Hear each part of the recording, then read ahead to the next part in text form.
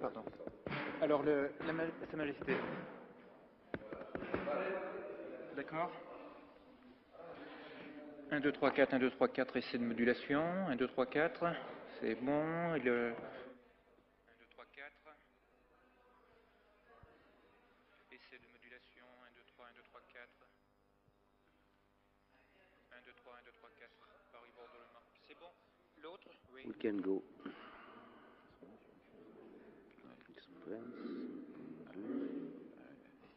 Aussi, votre majesté, vous avez reçu il y a 2 ans à une interview dans l'Express. Ah oui. Bien, on va démarrer.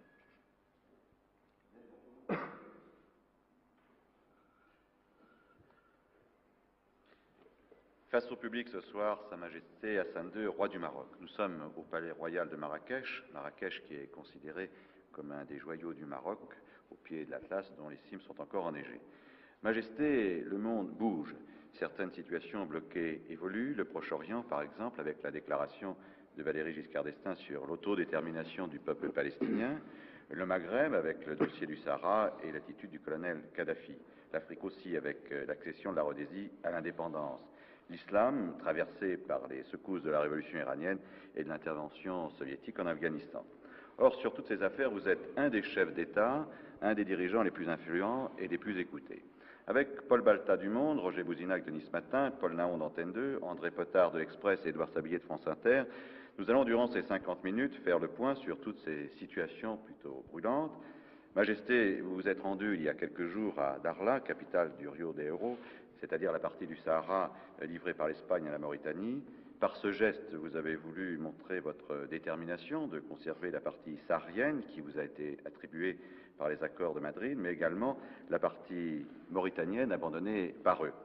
Cette démarche prouve, je crois, votre volonté de garder tout le Sahara occidental.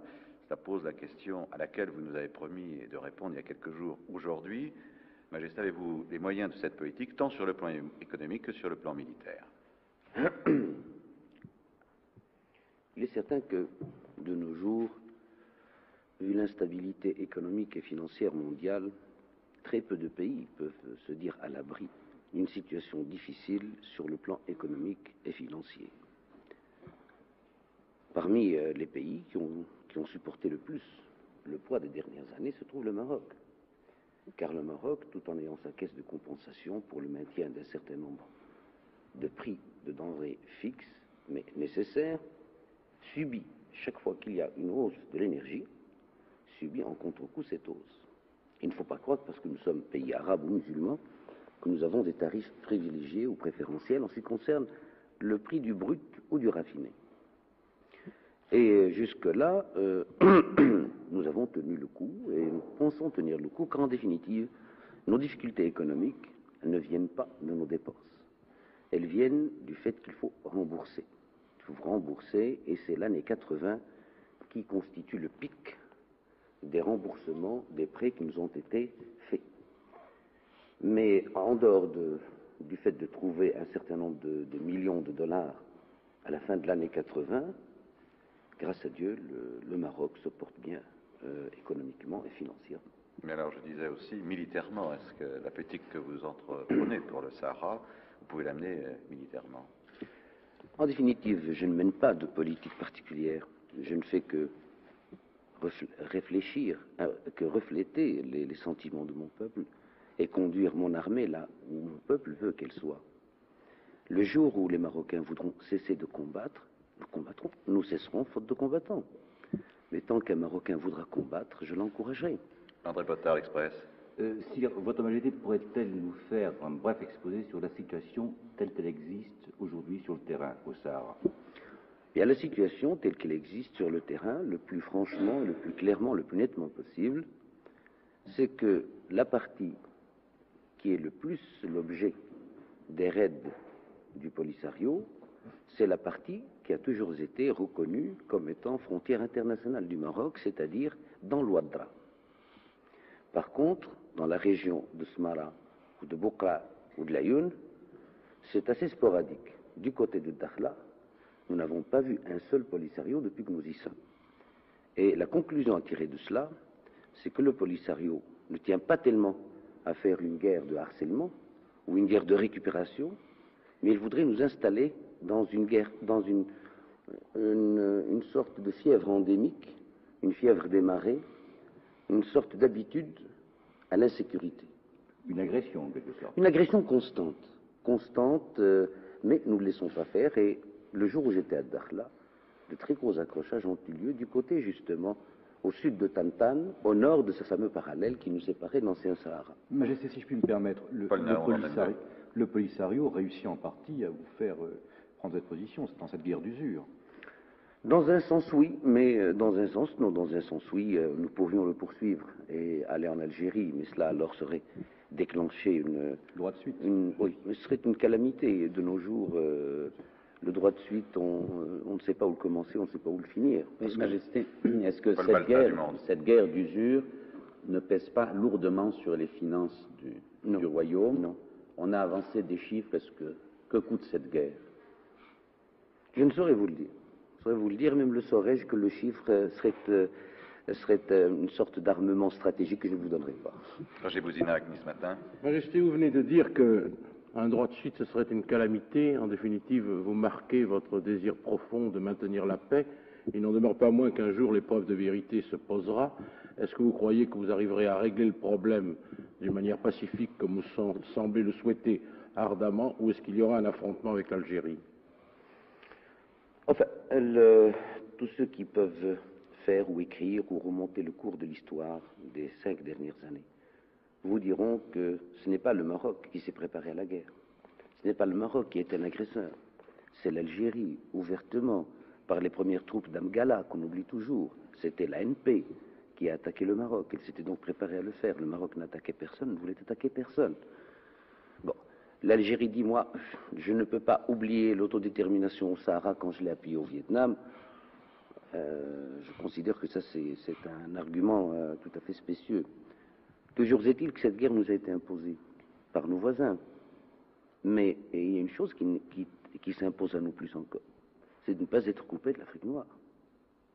Ni par le Sahara, ni par une Mauritanie qui ne soit plus mauritanienne. Et quand je dis nous, je parle du tunnel sous Gibraltar. Quand je parle du tunnel sous Gibraltar, je parle de l'Europe. Quand je dis nous, c'est-à-dire nous tous, nous ne devons pas être coupés de l'Afrique noire. Et c'est ce qu'on est en train de faire, ou de chercher de faire, soit par la Mauritanie, soit un peu plus haut par le Sahara. Il y a quelques mois, vous nous expliquiez certains des engagements qui s'étaient produits entre les troupes marocaines et le Polisario, en expliquant que le Polisario avait une force d'attaque beaucoup plus grande, avait un armement ultra-moderne, et que par conséquent, vos troupes avaient quelque peine à soutenir quelquefois les raids éclairs du Polisario. Est-ce que la situation a changé? Ça, c'est fini. Avant, nous ne portions pas la même pointure. Nous avions l'armement conventionnel occidental. Eux avaient pris l'armement conventionnel russe. Or, les Russes, les Soviétiques et le pacte de Varsovie, eux ont continué non seulement à développer leur armement sophistiqué, mais à développer aussi l'armement conventionnel. Par contre, l'OTAN et l'Occident n'a pensé qu'aux gadgets ultra perfectionnés, oui, parce qu'ils n'avaient pas de guerre à faire par personne interposée. Par contre, le camp socialiste a des guerres à faire par personne interposée. Alors il fait des armes à l'échelon de ces armées, qui tout en étant pas les siennes, sont les siennes. De ce fait, nous nous sommes trouvés devant un armement conventionnel, collectif, individuel, mais qui était d'une pointure et demie supérieure au vôtre, quand je dis au vôtre, aux Européens. Nous l'avons acheté, ça nous a pris du temps, il a fallu instruire les hommes dessus. Maintenant, nous usons du même matériel, nous en usons mieux, et je dois vous dire que maintenant, la situation s'est complètement redressée. Sire, le renversement interviendrait après Smara, chronologiquement. Chronologiquement, il a commencé à intervenir après Biranzaran. Après Biranzaran, où l'attaché militaire français pourra vous le dire, à Nouakchott, il y en avait parmi ces Polisario qui étaient retournés à Nouakchott. Les gens qui sont là-bas pourront vous le dire. Ils ont laissé un minimum de 1500 personnes lors de cette attaque de Biranzaran, sans compter celle de Smara. Alors, ils sont actuellement dans le creux de la vague sur deux plans. Sur le plan humain, d'une façon générale, parce qu'un homme ne se fait pas, il faut au moins 6 à 7 mois pour faire un guerrier. Et deuxièmement, sur le plan ethnique, il y a presque plus de Sahraouis. Alors, parmi ceux que nous prenons comme prisonniers ou comme blessés ou morts, on remarque d'abord des gens qui ne sont pas des Sahraouis, deuxièmement, qui portent beaucoup de blessures dans le dos, et troisièmement, beaucoup de tuberculose.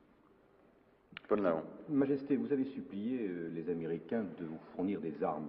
Alors, j'aimerais vous demander s'ils ont satisfait à toutes vos demandes, jusqu'à ce jour. D'abord, je n'ai pas supplié, j'ai demandé, parce que j'aurais expliqué que pour leur propre intérêt, il fallait qu'ils nous en donnent, car ils ne pouvaient pas se démarquer.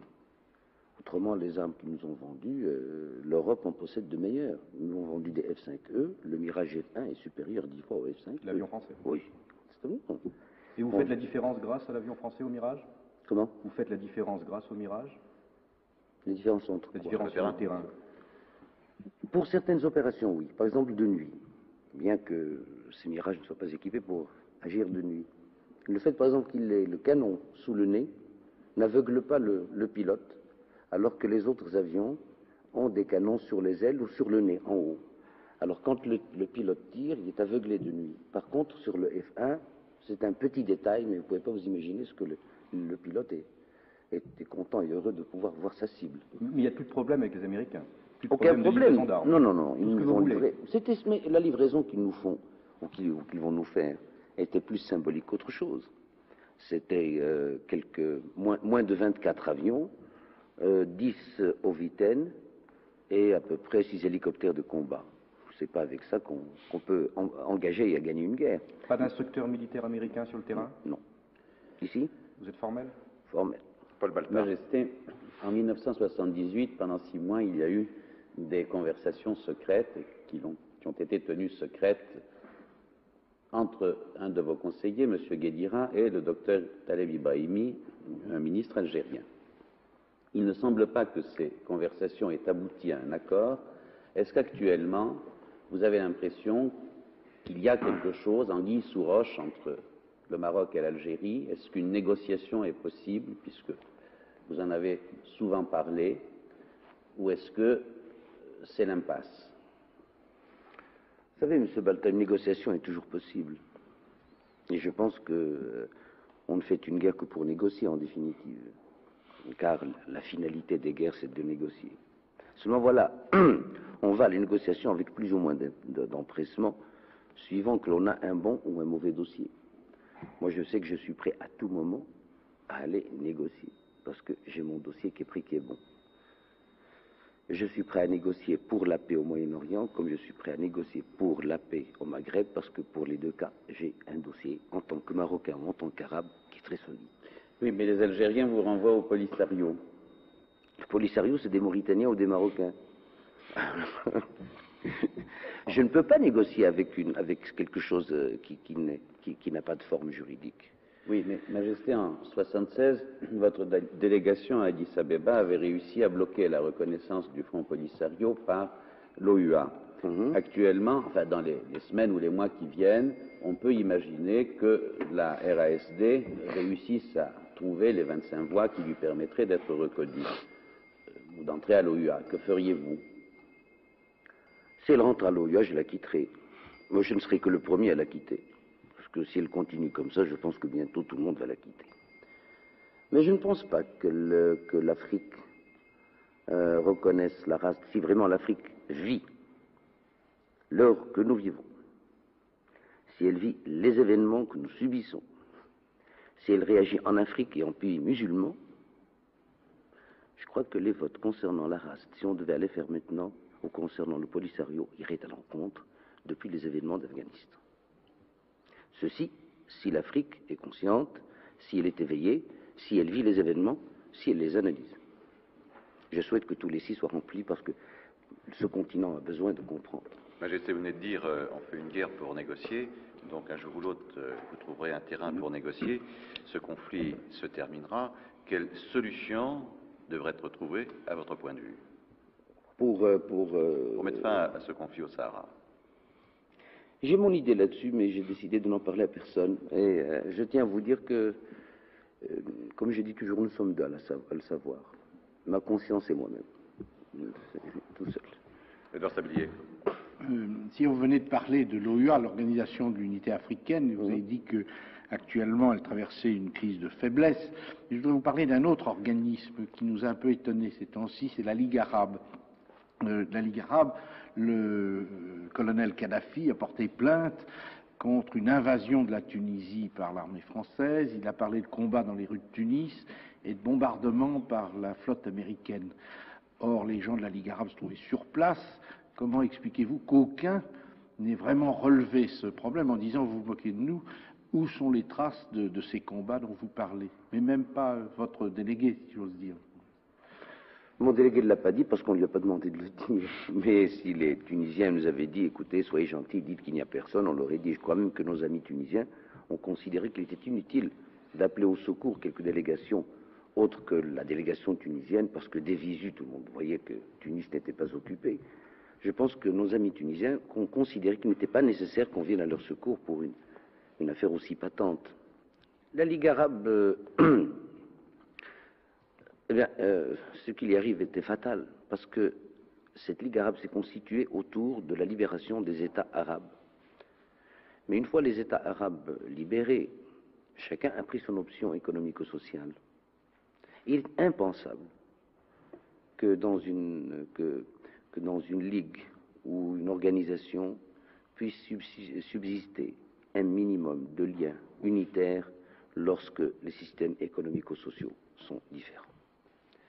Dans ce domaine-là, la politique primant le sentiment, la Ligue arabe se devait de prévoir non pas sa décrépitude, mais tout au moins son inefficacité. Par contre, la conférence islamique, elle, ne présente pas ces failles, car elle est basée avant tout sur la foi et pas sur la politique. C'est ce qui a donné la réaction massive, non équivoque et unanime du monde islamique par rapport au monde arabe. Majesté Edouard Sablier vient d'évoquer le rôle du colonel Kadhafi dans les événements de Tunisie. On peut dire que le colonel Kadhafi, aujourd'hui, porte son action un peu partout, non seulement au Maghreb, mais également en Afrique noire. Est-ce que vous pensez que l'Afrique doit s'organiser? Nous étions pour cette même émission il y a quelques semaines au Gabon, où le président Bongo pensait qu'un jour ou l'autre, il faudrait peut-être donner une réplique sérieuse au colonel Kadhafi. Est-ce que vous pensez qu'il faut le faire? Je dirais, comment la faire? Je pense qu'en tout état de cause, il faut le faire. Comment le faire? Eh bien, il faudrait d'abord que certaines pratiques de malhonnêteté n'existent plus à l'échelon africain, pour commencer d'abord à échapper à l'emprise de Kadhafi. C'est la première chose à faire. Je pense à des choses particulières et précises. Oui, qu'appelez-vous malhonnêteté? C'est-à-dire qu'il ne faut plus toucher de pot de vin.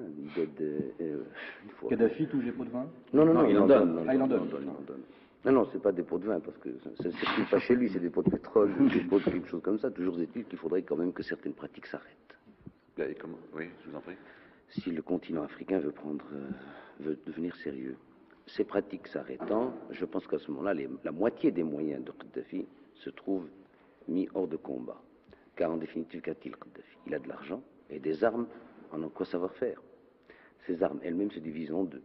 Il y a les super sophistiquées comme les T-72, qui sont des chars avec laser, tourelles gyroscopiques, enfin tout ce qu'on peut imaginer, et des MiG-25.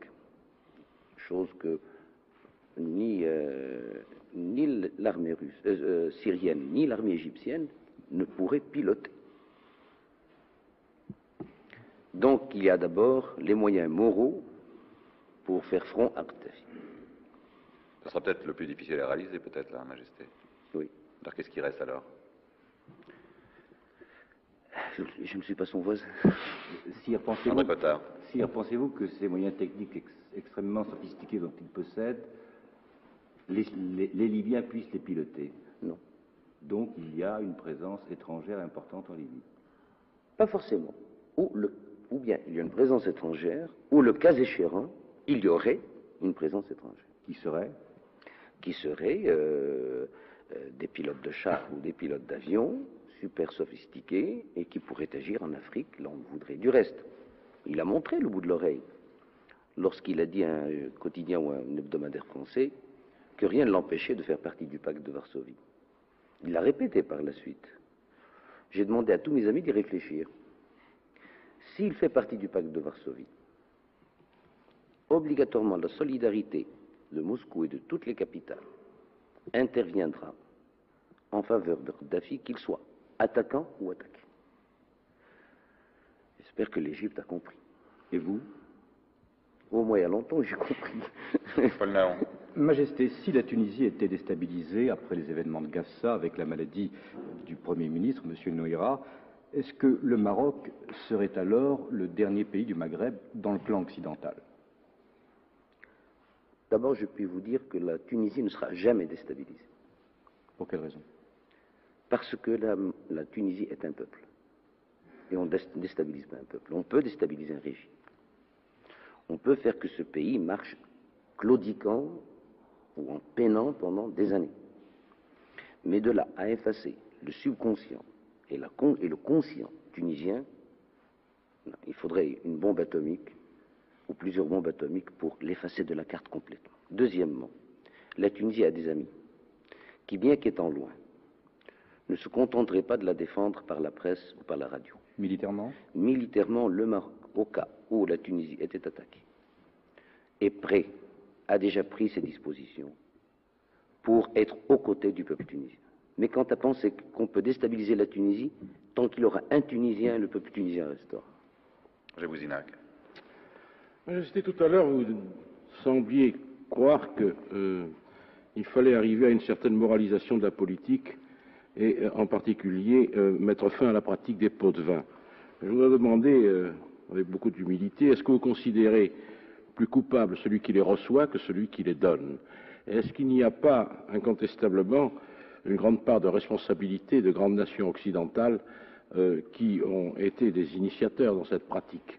Et revenant à ce qu'on vous demandait tout à l'heure, Majesté, est-ce que vous croyez vraiment, si on arrivait à une moralisation de la politique, que l'Afrique arriverait à se structurer comme vous semblez le souhaiter? Et ma troisième question, je voudrais savoir quelle conception on peut avoir à travers vos propos de la stabilisation, parce qu'il est incontestable que des pays qui étaient aussi fortement arrimés à l'histoire et au passé se sont trouvés subitement déstabilisés, et je comprends un peu les appréhensions que notre ami Naon exprimait tout à l'heure. Pour répondre à votre première question, nous avons en arabe un adage juridique qui dit « Maudit soit le corrupteur et le corrompu ». Donc je pense avoir répondu à votre question, et chez nous, les mêmes peines sont appliquées aux corrupteurs comme aux corrompus. La deuxième question. Je ne suis pas pour un ordre moral nouveau. Le monde est ce qu'il est, l'homme est ce qu'il est, et plus on découvre sa structure interne, ses glandes, les composantes de ces facteurs génétiques, plus on se demande comment il n'est pas encore plus fou qu'il n'est. L'ordre moral, pour moi, c'est avoir un minimum de respectabilité et d'avoir un minimum de continuité dans sa vision des choses et dans son analyse. Mais de là à voter noir le matin et revoter blanc le soir, alors, vous voyez ce que je veux dire, c'est ce genre d'amoralité. Ce n'est même pas immoral, c'est amoral. Quant à la troisième question, je pense que quand on parle une langue, on peut valablement en faire la critique. J'estime que le mot déstabilisé a été employé trop souvent et pas à bon escient. Car en définitive, déstabiliser n'est pas effacer de la carte, ce n'est pas détruire, ce n'est même pas dépersonnaliser. Déstabiliser, c'est quelque chose qui était debout, qu'on fait tomber, mais qui peut se remettre debout. C'est pour ça que quand je parle de déstabilisation, je ne parle pas de renversement. Dans mon esprit, c'est une mauvaise période à passer pour un pays comme pour un être humain. Paul Baltin. Oui, cela étant, pour la Tunisie, s'il y avait, je pense que notre ami Naon parlait d'une déstabilisation du régime, du gouvernement, ça pourrait modifier tout de même l'équilibre au Maghreb. Je ne vois pas le récipiendaire du gouvernement ou de l'autorité gouvernementale si le régime était changé. Oh, il y a toujours des imbéciles qui courent pour prendre la tête d'un État. Alors là, je puis vous dire que ceux qui y vont en courant, c'est vraiment des imbéciles. J'en sais quelque chose. Je préférerais beaucoup plus me reposer que... Mais, supposons qu'on trouve un récipiendaire pour prendre le pouvoir ou l'administration à Tunis. Qui aurait-il derrière lui? Il va gouverner 6 millions de Tunisiens avec 200 000 hommes. On l'a déjà vu, Majesté. Où? Des gens qui gouvernent sans l'accord du peuple. Pas dans des pays ayant une tradition historique. Vous ne le verrez jamais au Maghreb. Ou alors il faudra avoir quadrillé toutes les villes, toutes les campagnes, toutes les montagnes, pas au Maghreb. Quand on est un substratum, vous pensez, vous, que la France pourrait être... tous les Français avaient la peur de la gauche. Mais laissez faire, et supposons que la gauche vienne. Vous croyez que la gauche serait, étant venue au pouvoir, aurait pu déstabiliser la France? Tous les dirigeants du Maghreb ou de l'Afrique ne sont pas démocratiques. Comment? Tous les dirigeants du Maghreb ou de l'Afrique ne sont pas démocratiques. La démocratie... On a déjà vu les prises de pouvoir par les armes, sans le peuple. Par exemple. Je parle par exemple de Centrafrique. Centrafrique, ça n'existait pas. Le Bénin. Ça n'existait pas. Bien, de toute façon, on parlera tout à l'heure du dossier africain.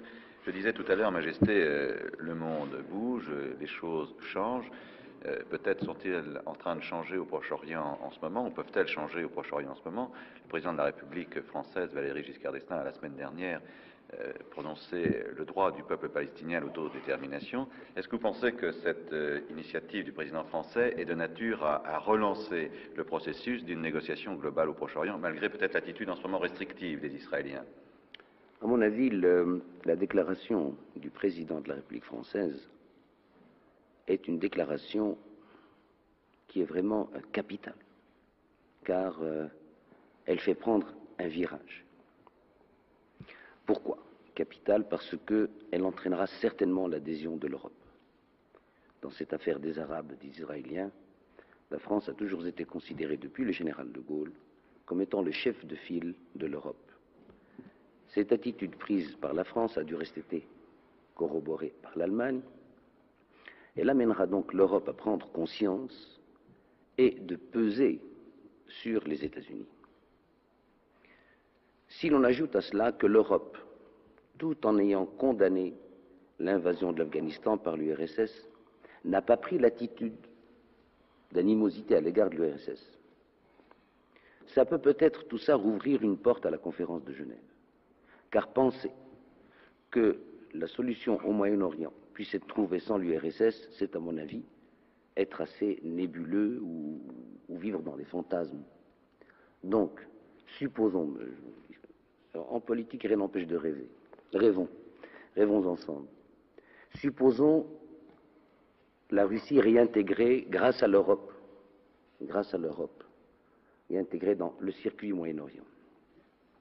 À ce moment-là, et dans le cadre de Genève ou de toute autre capitale, à ce moment-là, continuons à rêver, puisque toute chose étant changée et ayant changé, rien n'empêche l'Égypte de rejoindre la famille arabe. Et on dit, bon, eh bien, on efface tout et on recommence. On ne recommence pas à faire la guerre, non, pas du tout. Mais on recommence à repartir sur des négociations. Et rien n'empêche de prendre dans les accords de Camp David, ils ne sont pas tous mauvais, un paragraphe ou deux comme base de départ, mais à condition que le préliminaire et que le premier article cite et s'occupe des Palestiniens. Sire, est-ce que ça a été une des bases de vos discussions toutes récentes en Irak? Non. Non, parce qu'à ce moment-là, le président Giscard d'Estaing n'avait pas fait sa déclaration. L'Europe n'avait pas encore commencé à prendre le chemin. Et le temps était trop court. Le président Saddam est un homme très ouvert. C'est un homme qui incarne la raison. Peut-être même pourrait-on l'appeler le cartésien. Ça peut surprendre, mais l'Irak d'aujourd'hui n'est pas l'Irak d'hier.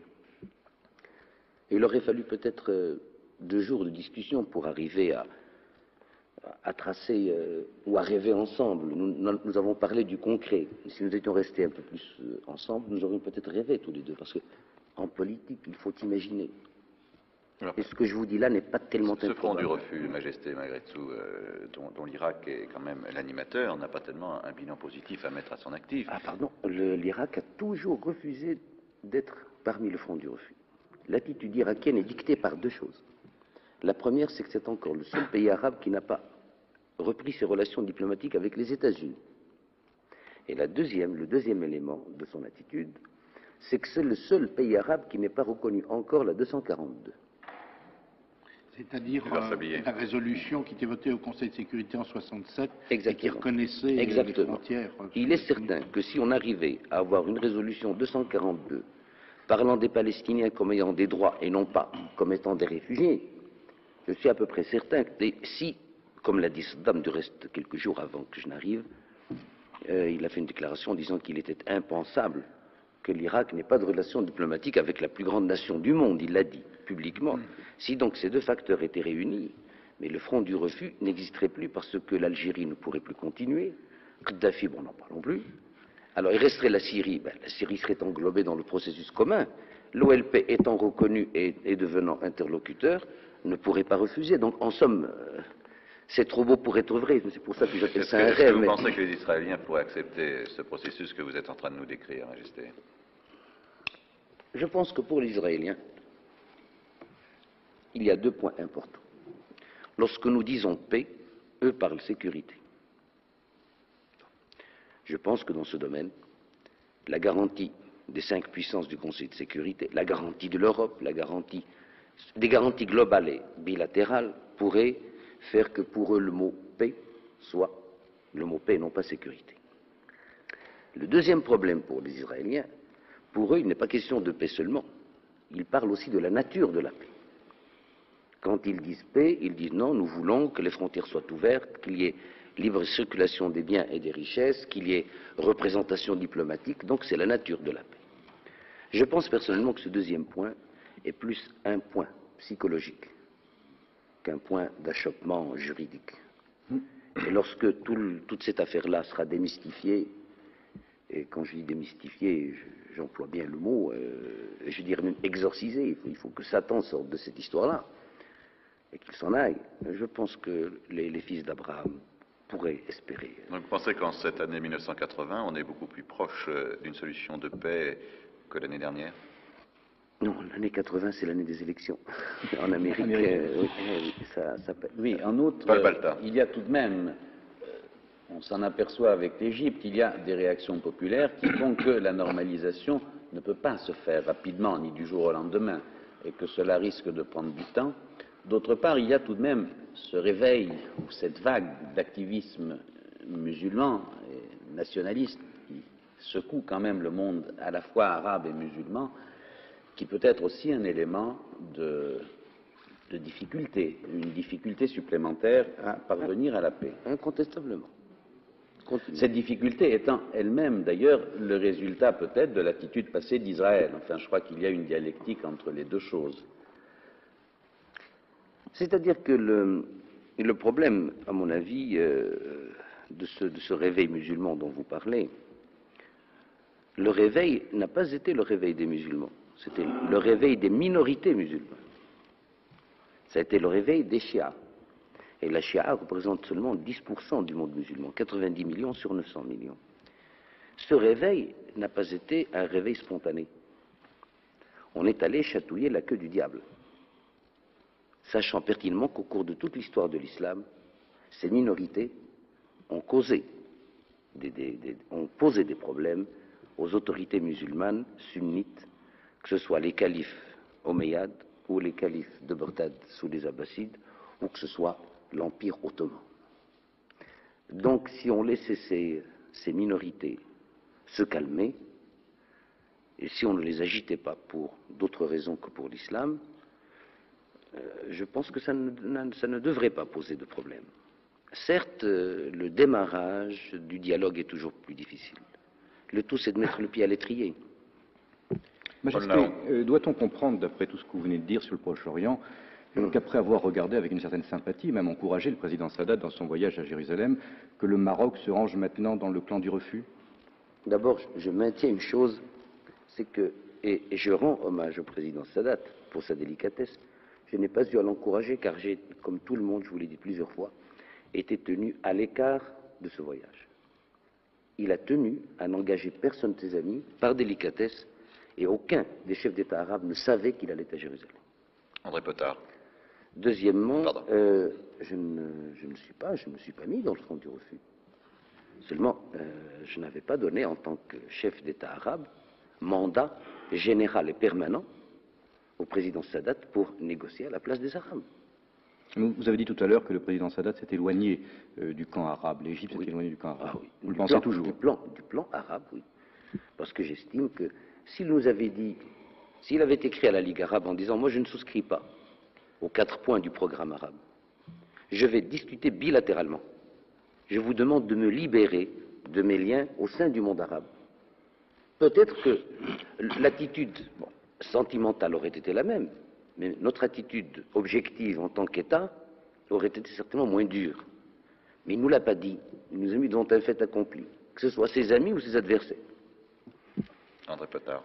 Sire, entre le voyage à Jérusalem de M. Sadat et les accords de Camp David, pensez-vous qu'on soit passé à côté, de très près de la paix, et à qui en est la responsabilité? Ah oui.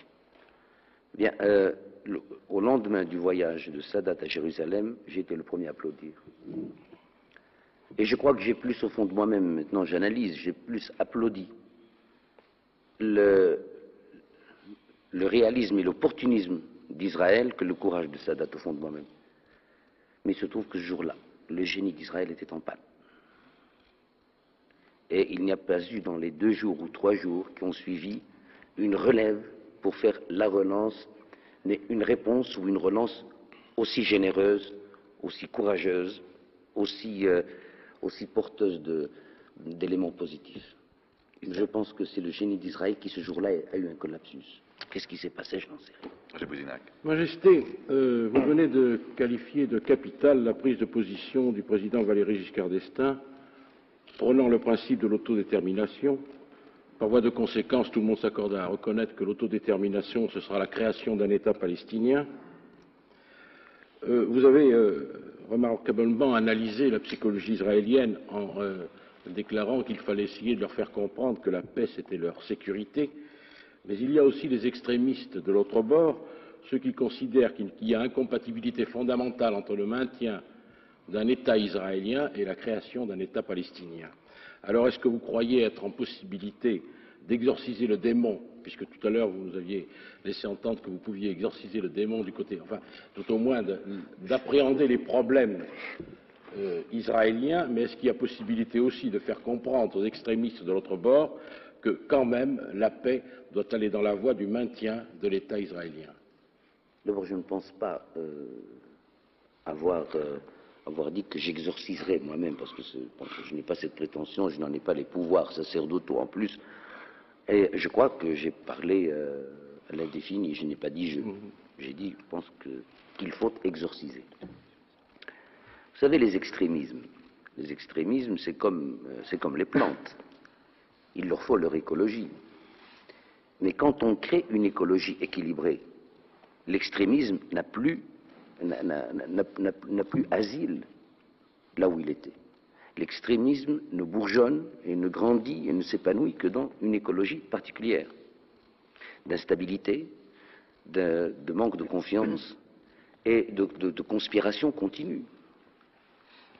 Je pense personnellement que cet extrémisme fera du mal au premier pas vers la paix, qu'il cherchera par tous les moyens à faire que cette région du monde continue à manger ses dollars en armement et en réalisation non productive, mais je suis sûr que si toutes les nations de la région, alors avec la responsabilité d'une nation, décident de la paix, avec naturellement la satisfaction des différentes exigences, je suis à peu près certain que l'extrémisme s'en ira.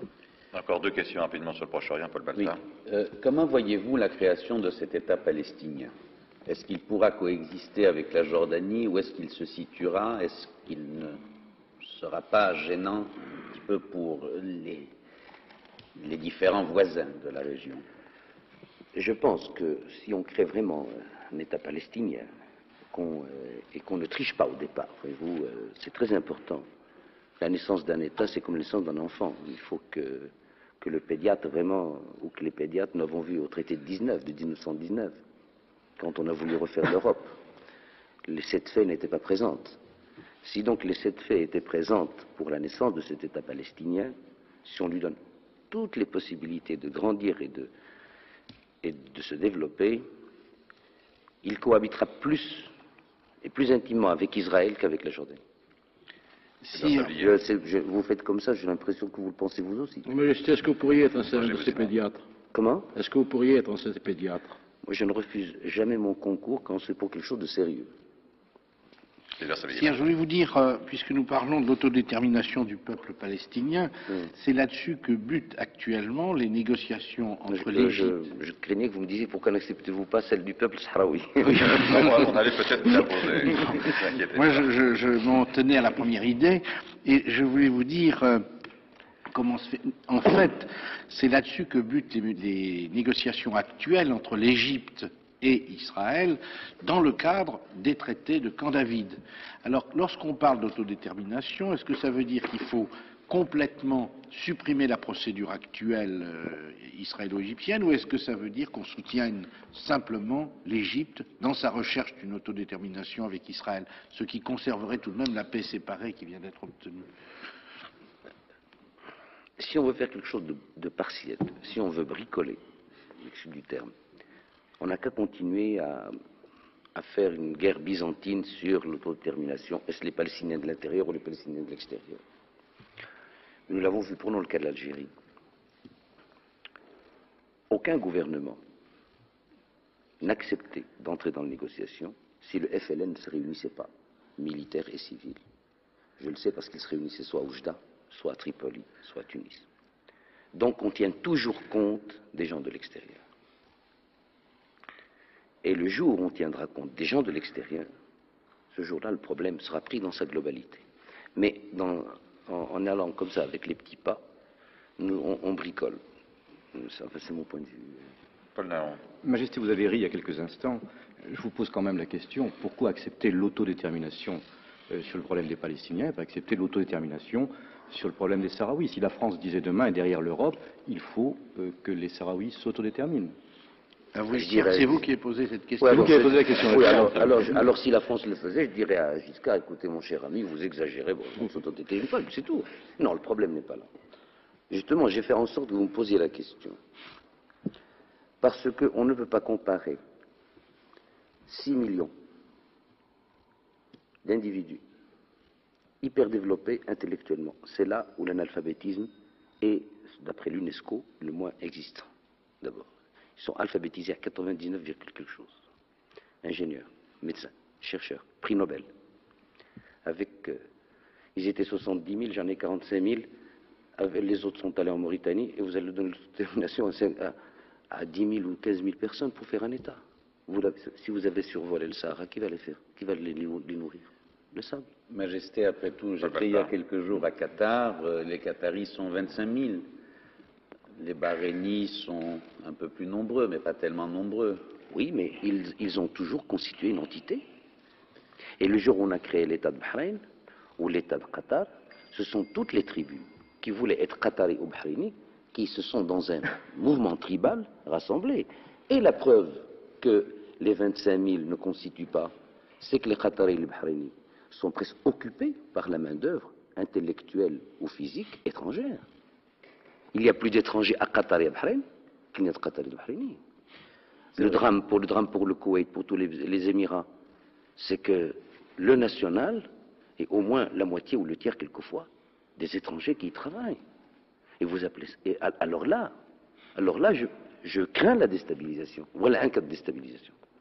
Oui, ce que je n'admettais pas pour la Tunisie. Cela étant, ce qui m'a frappé, puisque j'ai été du côté de Tindouf, dans les camps des réfugiés, j'étais à Nouakchott, en Mauritanie, et vraiment ce qui m'a beaucoup frappé, mais comme une évidence, et je l'ai écrit, c'est cette parenté entre, si vous voulez, Mauritaniens et Sahraouis. Il y a quand même là une entité, une personnalité un ensemble. Mais Monsieur Balta, je suis très heureux de vous l'entendre dire parce que vous ne faites que confirmer ce que j'ai toujours dit. Le Polisario est mauritanien. Il ne faut pas oublier que c'est la Mauritanie, l'Espagne et l'Algérie qui, en 1972-73, ont créé le Polisario. Et le Polisario constitue maintenant un danger énorme pour la Mauritanie. Parce que ce sont tous des Mauritaniens. Et le Polisario maintenant est devenu plus une idéologie qu'un mouvement de subversion. C'est le Polisario, c'est-à-dire un côté socialiste, sahraoui, révolutionnaire et autres. Alors, là aussi, alors là, nous n'allons pas rêver, mais nous allons supposer, ce qui est déjà plus près du terrain, supposons que la fraction Polisario d'une partie de la population de Mauritanie prenne le pouvoir. Rien n'est plus facile, parce que rien ne représente le pouvoir. Et qu'elle appelle à ce moment-là, comme en Afghanistan, certaines autorités ou certaines puissances à venir lui donner un petit coup de main. Où irions-nous? Et ça, ce n'est pas improbable. Que feriez-vous dans ce cas? Comment? Que feriez-vous, Majesté, dans ce cas? Que ferait le Maroc? Le Maroc renforcerait ses frontières du côté de Dakhla, au sud du Sahara, et attendrait. Mais de toute façon, à ce moment-là, il ne s'agit pas du Maroc, il s'agit de leur Afrique, et je ne peux pas tout seul donner le coup d'aspirateur. Il nous reste encore très peu de minutes, Majesté. Il y a encore tellement de choses à vous demander. J'y peux rien, c'est donc on va essayer. Mais je sais, c'est qui posera mes questions. Bien, et en quelques minutes, il faudrait quand même évoquer aussi ce qui traverse l'islam aujourd'hui, l'affaire iranienne, la révolution iranienne qui secoue le monde islamique, et aussi l'Afghanistan et la résistance afghane à l'invasion soviétique et qui est soutenue par pratiquement la majorité des pays musulmans. Dans tout ce courant qui secoue en ce moment l'islam, vous qui êtes un des leaders spirituels de l'islam, où vous situez-vous? Par rapport à l'affaire d'Afghanistan, j'ai été très clair. J'ai dit à nos amis soviétiques, soit en tête-à-tête, soit ma délégation publiquement, qu'il était inadmissible pour nous, quels que soient les motifs présents ou futurs, et quelles que soient les raisons stratégiques, économiques ou autres, il était impossible pour nous d'admettre qu'un pays musulman, quel que soit son régime, puisse être occupé par les armes par notre pays. Ça, c'est l'attitude à l'égard de Dieu de l'Afghanistan, elle est claire, elle est nette. Elle n'est pas la mienne seulement, elle est celle du monde islamique tout entier. Concernant les événements d'Iran, les événements d'Iran ont consisté à réveiller un dragon qui sommeille. Et je crois que s'il y avait eu la moindre tentative de dialogue, il y a de cela 2 ans ou 3 ans, entre le Shah et certains religieux, pour revoir la constitution de 1906, je ne dis pas l'appliquer complètement, mais la revoir, l'amender, nous n'en serions pas là. Ceci dit, il ne faut pas oublier que l'Iran est chiite. Il ne faut pas oublier que la Shia n'est pas orthodoxe. Et il ne faut pas oublier que la Shia est très absolue. Ce qui fait la différence entre la Sunna et la Shia, c'est que la Sunna est tolérante. C'est-à-dire la majorité des musulmans et la minorité iranienne et irakienne. C'est ça, sont chiites. Et la Shia est absolue. La Sunna est tolérante. Alors, dès qu'on a réveillé le dragon s'est réveillé avec ses flammes et son intolérance. Sire, les Jeux Olympiques, irez-vous ou n'irez-vous pas? Moi, je n'ai pas de représentant aux Jeux Olympiques. Donc vous n'irez pas de toute façon. Non, je n'irai pas de toute façon. Bien, je crois qu'il faut quand même arriver à parler un tout petit peu de l'Afrique, même s'il ne reste que 5 minutes. Non, voyez-vous, je m'excuse d'être un peu long, mais par respect pour le téléspectateur. Mais je crois qu'il faut Je suis obligé d'être clair si je veux vraiment expliquer ma pensée sur un certain nombre de Je crois que vous l'avez été et nous vous en remercions. L'Afrique, il faut peut-être aussi, parce que là aussi il y a des tentatives de déstabilisation, et on parlait de Kadhafi au Maghreb, il est aussi parfois présent au niveau de l'Afrique noire, et on l'a bien vu en Centrafrique. Alors, l'intervention de la France en Centrafrique a fait poser question à nombre de pays africains et à chefs d'État africains, où on entend parler, lorsqu'on se promène, d'actions néocolonialistes de la France. Alors, qu'est-ce que vous en pensez et comment les Africains peuvent se prémunir sur des interventions extérieures, sinon en faisant appel à leurs alliés? Mais dans ce cas-là, je serais moi aussi un néocolonialiste. Je suis allé au Shabbat 2 fois. Non, il faut vraiment faire la différence. Mais à l'appel des Occidentaux ou à l'appel des pays africains? Non, à l'appel des pays africains. Moi, je ne vais qu'à l'appel des autorités légitimes. La preuve, nous sommes à couteau tiré avec le Bénin. Mais supposons que le président Kirikou ait demain un mauvais coup dans son pays et qu'il demande officiellement au Maroc d'envoyer un contingent. Je l'enverrai. Parce qu'après tout, je ne veux pas être plus béninois que les Béninois. Mais ce que je n'admettrai pas, c'est les hold-up. Je n'ai pas les hold-up et j'estime que l'Afrique est devenue un champ de hold-up politique un peu trop fréquent. Quel est le brigand? L'Union soviétique? D'abord, le brigand, c'est la façon dont ont été formés, tant qualitativement que quantitativement, les cadres africains. Quand la France et l'Angleterre sont partis, vous avez laissé le vide. Voilà, à mon avis, le premier profiteur du hold-up, c'est le vide. Mais enfin, l'histoire ne se refait pas, comme dirait Mauriac, comme un devoir de français. Oui, l'Union soviétique, c'est fort possible. Ou Cuba. Puisque maintenant, Cuba veut apparaître comme n'étant pas le fils aîné du Kremlin, mais comme étant un homme adulte. Enfin, beaucoup de gens veulent... Mais à votre avis, Majesté, comment justement les Africains peuvent se prémunir de tout cela? Les marchands d'armes. Il n'y a rien de plus puissant dans le monde que les marchands d'armes, de plus riches. Mais est-ce que l'Afrique peut s'organiser pour se défendre contre cela? Oui. À mon avis, elle pourrait s'organiser à condition qu'elle veuille jouer le jeu de la démocratie.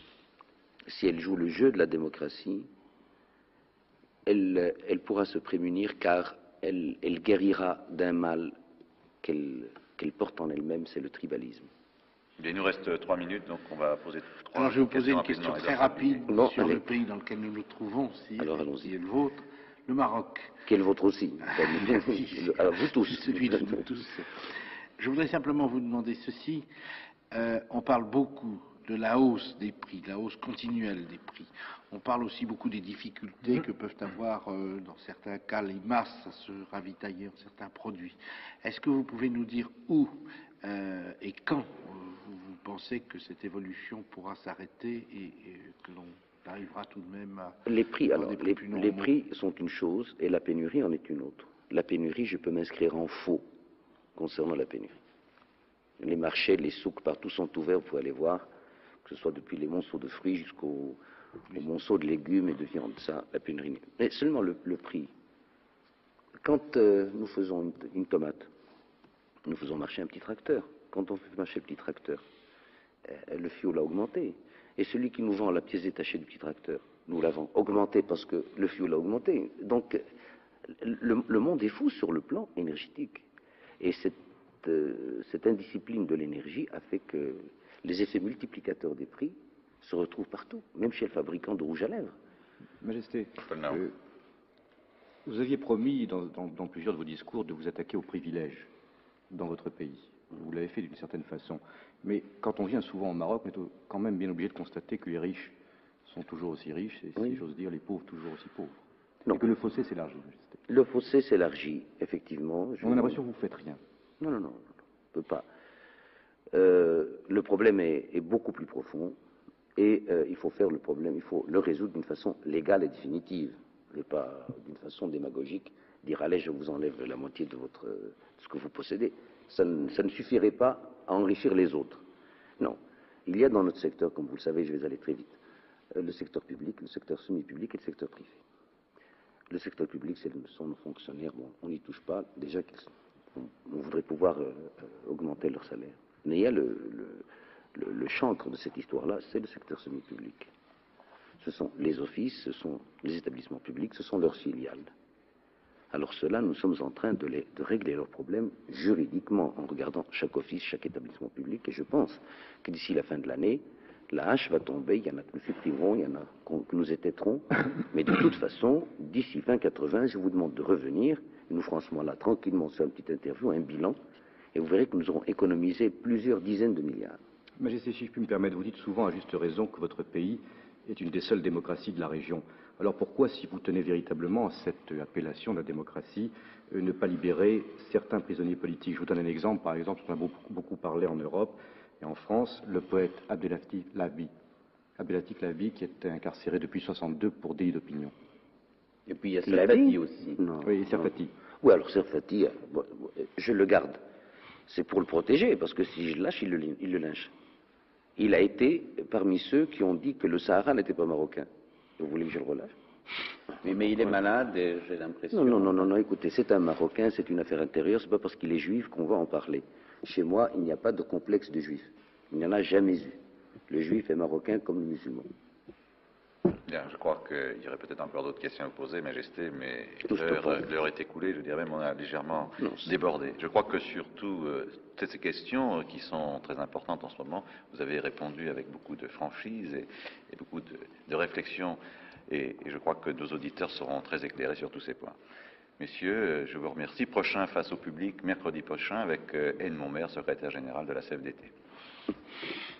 Ça changera un peu. Il est ici, c'est pour ça que